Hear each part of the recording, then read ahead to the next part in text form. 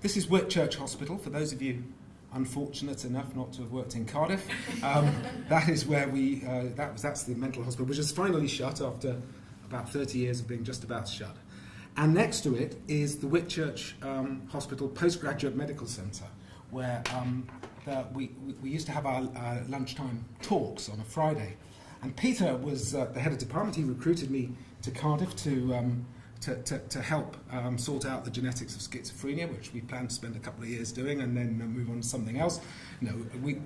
So I came down to Cardiff, and we had Peter organised these amazing seminars, and this is where I first met Irv at one of these seminars, and it was a very unnerving experience because we were milling around at the front waiting to start, and Peter sort of shumbled up to me and whispered in my ear. He said, "Mike, I thought you might like to say a few words to introduce Irv." And so, of course, I was absolutely terrified. And I stood up and I said the very first things that came into my head, really, which is probably for the best. And I can remember the hairs on the back of my neck sort of prickling up, because here was I had just come, finally got a job and a permanent job, and I was introducing the great Irving Gottesman, and I seem to remember saying something like trying to get across to people how lucky they were to be sitting at this lunchtime postgraduate meeting, chomping their sandwiches, listening to one of the greats of psychiatry. And also that this man has laid the foundations for what it is that we were hoping to do at that time, and done really the hard yards of proving that schizophrenia was a genetic disorder against really fierce kind of social opposition from other people in other branches of psychology and medicine. And it's also this is the only picture I could find. Irv used to often sign his many emails the curmudgeon and the tundra, and so I thought it was appropriate actually that Whitchurch was looking like it was in the tundra. Irv wrote some great books, and these may not be them, but these are quite good books. So he wrote a couple of books with us, and really Peter was the lead on these. We wrote the first sort of genetics primer for psychiatric trainees, and then we wrote a sort of a multi-authored book, which was really consisted very largely in lots of good family, twin and adoption data, and lots of excuses about why we hadn't found any genes for any of the disorders yet. But it was a good book, and it sold quite a lot. Irv was a very good person to have as a co-author for two reasons. Not three reasons. He was a great scholar, but he was also very good at chasing the royalties out of the publishing company. And whenever we went to a meeting, he would complain if our books hadn't been given the most prominent display right in the front. And he'd always be piling in saying, this is a great book, you move it to there. And so we didn't make a lot of money out of it, but we made more than we would have done if Irv hadn't been a co-author, I'm quite sure. But I only wrote one article with Irv, I discovered, on looking it up the other day, and this is it.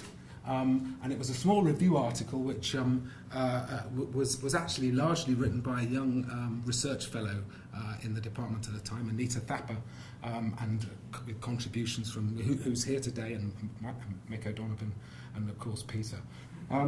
But that's not to say we weren't connected over many years.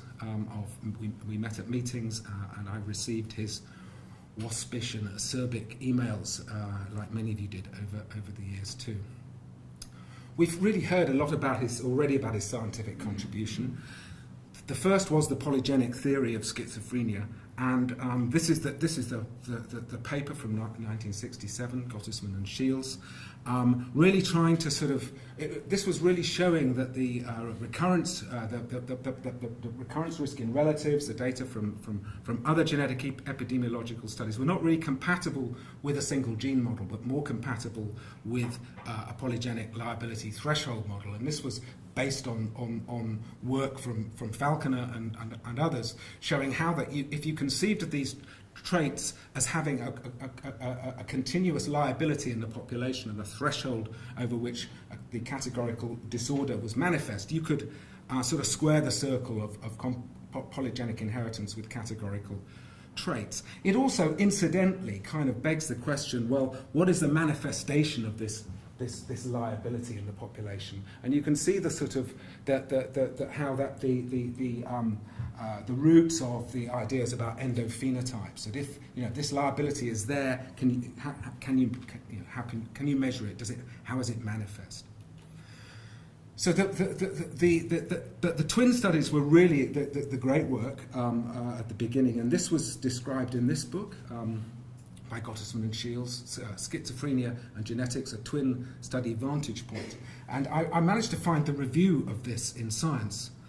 So those of you who've written a book, I hope you've had as good reviews as this. So this is the most intensive, circumspect and sophisticated assessment of their material that has ever been made in any twin study. So this was a new twin study, but it also brought together the older literature, largely from the German school, and synthesized it. But it brought a methodological rigour to play that hadn't been present in the other works, and you can see that reflected in this next section. To allay any doubts regarding sampling bias, psychosity, determination and diagnosis, interviews taped, outside blind judges, broad and narrow categories, things that you can recognise as part of the modern approach to clinical research, really.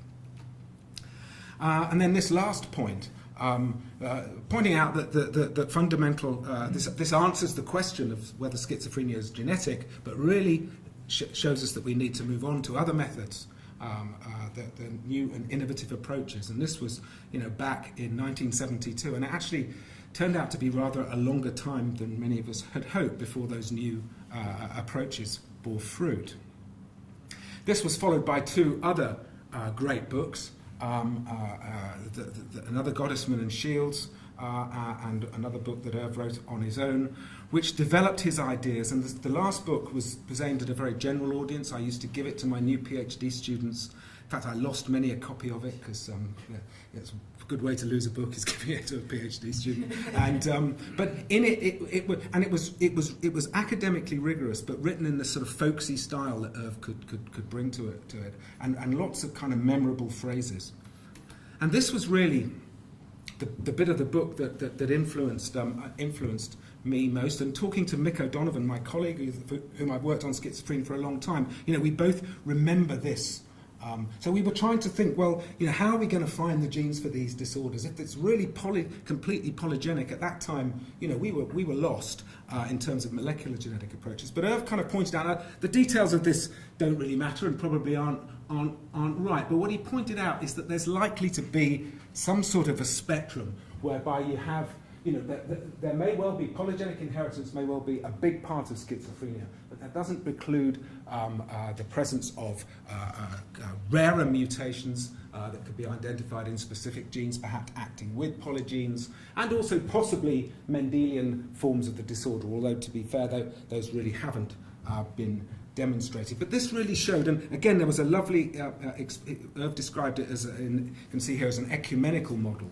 And in the text he said, allowing many flowers to bloom. And that's a classic kind of, that seemed to be a classic kind of expression that sticks in the mind. So this influenced us because we first, we were very interested in the prospect of finding rare genes for these disorders, or rare alleles. And we did some of the early work on Villacardiofacial syndrome, and in the late 90s. And that really convinced us that once we had the means to scan the genome for small deletions or duplications, so this is a syndrome, I'm sure as most of you know, VCFS, caused by deletions of chromosome 22, that if we could, once we had that technology, we were fairly sure that we'd find other examples, and we did, and we published the first demonstration that Neurexin-1 mutations occur in schizophrenia. And there have been a whole slew of studies confirming that these copy number variants are important.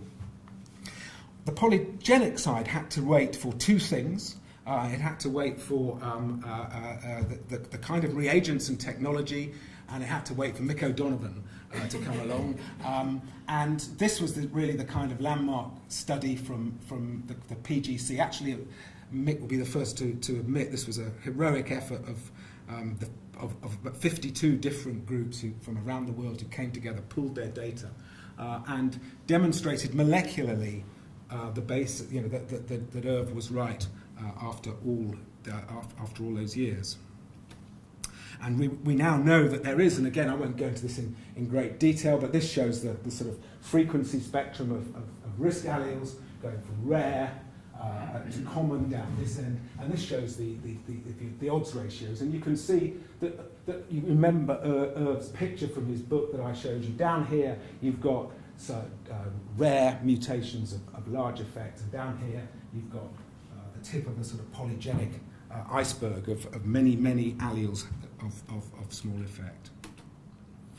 So the endophenotype approach was the other great contribution. And again, I agree completely with Mike Rutter on this, that it's questionable whether these endophenotypes are actually very much simpler genetically, or at least the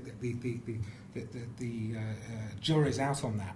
But they certainly offer a way of trying to understand, once you have identified risk alleles, how they impact on disease mechanisms. If you can associate endophenotypes, disturbances of brain function, if you like, then you can start to look at how genes impact on the brain. And this is this picture here.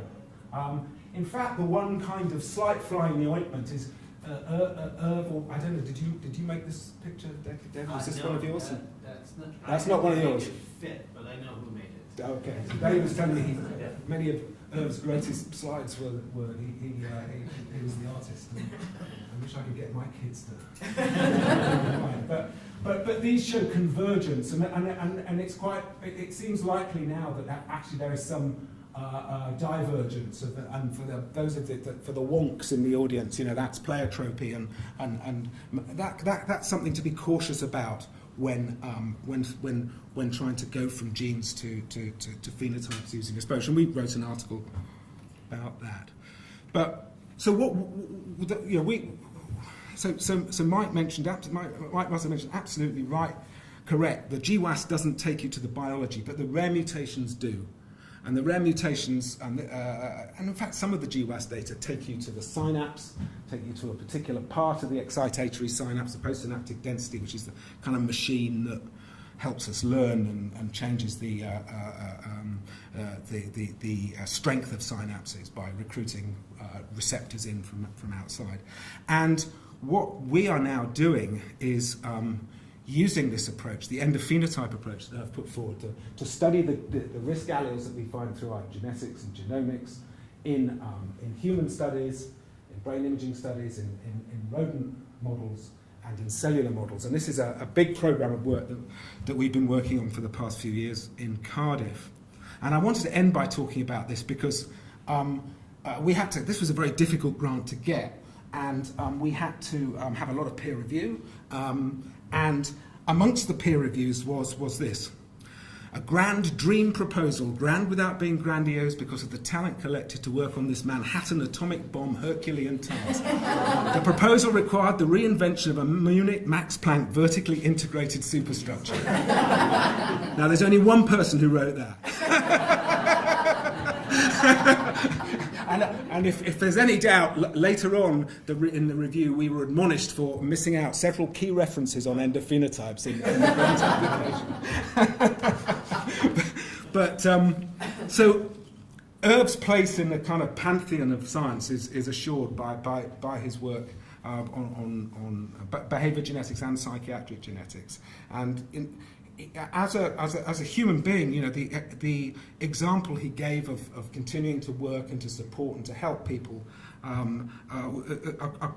was quite humbling, really. And I think it's really fitting that he saw the field that he helped to found flourish and to gain its validation molecularly, and he saw the ideas that he put forward that so early in the day vindicated. He was a great friend to Cardiff, actually, throughout the years, through both the famine years and the feast years. He wasn't a fair-weather friend, and he supported us in many ways. And he was greatly loved and admired and be sorely missed. Thank you.